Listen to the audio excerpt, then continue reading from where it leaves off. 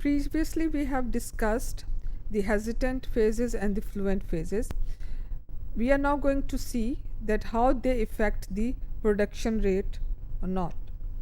Speakers achieve differences in speech rate primarily by varying the number of pauses, whereas signers vary the duration of sign segments and both the duration and number of pauses.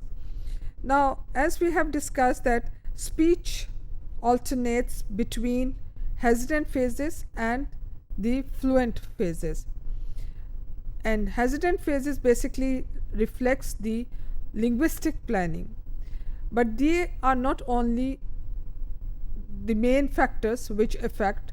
There are some other factors as well. In speech production, when speaker is making a speech, he or she needs to interrupt in order to breathe. Now, signers on the other hand has no such obligation. Signer, whether making a sign or uttering words in terms of through the physical gestures, he or she is under no obligation to pause the way speaker does in order to catch a breath or in order to breathe. So it is an interesting phenomena to see that how this particular difference can affect the production rate as far as the speakers and the signers' ability to communicate is concerned. Now, in 1972, Belushi and Fisher studied 3 bilingual individuals fluent in American Sign Language and English in 3 different ways. They were young hearing adults who had acquired American Sign Language as a native language for deaf parents and had signed throughout their lives. The researchers had these individuals tell a personal story to 3 versions: one in American Sign Language, one in spoken English, and one simultaneously signed and spoken. Different individuals did the versions in different order. The result indicated that more time was spent in pausing in speech than in sign. When pauses were taken out, the rate of speech, words per second, was roughly double that of signing, which is signs per second. The results were slightly different in simultaneous and successful, or you can say successive conditions, but the basic pattern were borne out in both conditions. Now, presumably, this difference in production time reflects the fact that sign words involve much larger muscles than spoken words.